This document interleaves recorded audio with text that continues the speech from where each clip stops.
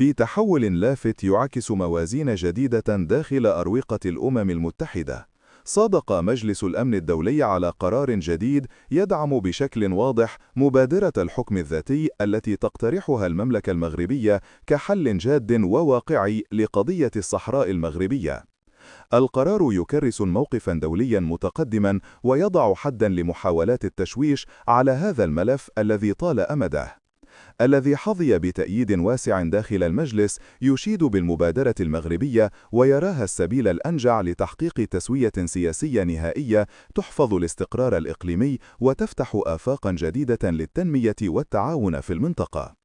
المجلس ولأول مرة بهذا الوضوح يتحدث عن جبهة البوليساريو بوصفها كيانا وهميا لا يملك شرعية تمثيلية ولا يعكس واقع السكان في الأقاليم الجنوبية. القرار الدولي يأتي ليدفن عمليا مفهوم تقرير المصير التقليدي الذي ظل يستخدم كورقة ضغط لعقود.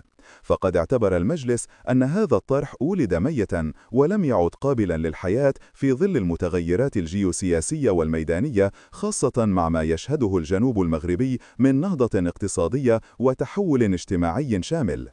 الرسالة واضحة: الحكم الذاتي هو الخيار الوحيد المطروح بجدية على الطاولة.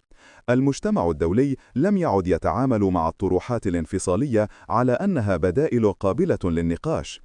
السكان المحليون في العيون والداخل عبروا عن ارتياحهم لهذا القرار، معتبرين إياه انتصارا للدبلوماسية المغربية ولسنوات من العمل المتواصل على الأرض. هكذا يطوي المجتمع الدولي صفحة من الجدل العقيم حول قضية الصحراء، ويقترب أكثر من حل دائم يجعل من الاستقرار والتنمية عنوانا للمرحلة القادمة.